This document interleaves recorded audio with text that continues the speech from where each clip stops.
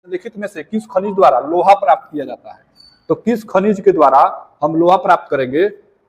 चूना का पत्थर यानी चूने पत्थर से, पिच ब्लेड से, मोनाजाइट रेत से, हेमेटाइट से। तो लोहा हेमेटाइट ऑप्शन होगा डी। तो लोहा कहां से प्राप्त होगा? तो कहेंगे हेमेटाइट से। अब देखिए यहाँ चूना पत्थर, तो चूना पत्थर का फॉर्मूला होता है रासायनिक, अगर रासायनिक सूत्र की बात करेंगे तो CaCO3।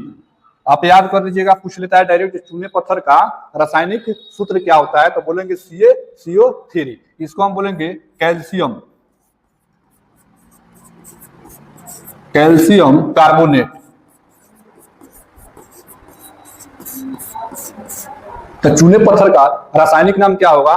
तो बोलेंगे कैल्शियम कार्बोनेट। और रासायनिक सूत्र पूछे तो बोलेंगे CaCO3। उसके बाद पिच ब्लेड है, तो पिच ब्लेड किसका अयस्क है? तो बोलेंगे यूरेनियम का। यूरेनियम का अयस्क है कौन? तो पिच ब्लेड। उसके बाद है मोनाजाइट, तो मोनाजाइट किसका अयस्क होता है? तो कहेंगे थोरियम, थोरियम का अयस्क होता है। चलिए अगला प्रश्न, अगला प्रश्न है मस्तिष्क निम्नलिखित में से किसके लिए जिम्मेदार है? मस्तिष्क का काम क्या है? तो बोलेंगे मस्तिष्क का काम क्या है? तो ऑप्शन ए है सोचने के लिए, ऑप्शन बी है हृदय गति नियंत्रण के लिए, ऑप्शन सी है शरीर के संतुलन के लिए।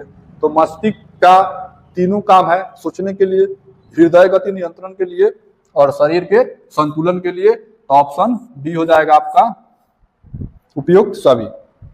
चलिए अगला प्रश्न है रेडियो सक्रिय पदार्थ कौन सी किरणें उत्सर्जित करती है? तो रेडियो सक्रिय पदार्थ किस किरण का उत्सर्जन करेगी? ऑप्शन है अल्फा किरण, बीटा किरण, गामा किरण, उपयुक्त सभी। तो रेडियो सक्रिय पदार्थ अल्फा, बीटा और गामा किरणें उत्सर्जित करते हैं। तो ऑप्शन हो जाएगा डी, उपयुक्त सभी। अगला प्रश्न देखिए, अगला प्रश्न है सागरीय खरपतवार किसका महत्वपूर्ण स्रोत है? यानी समुद्री जो घास होता है उसमें क्या पाया जाता है? क्वेश्चन ये है कि जो समुद्री घास में क्या पाया जाता है? लोहा, क्लोरीन, ब्रोमीन, आयोडीन। तो हम कहेंगे सागरीय खरपतवार में मुख्य रूप से क्या पाया जाएगा? तो ऑप्शन डी आयोडीन पाया जाता है।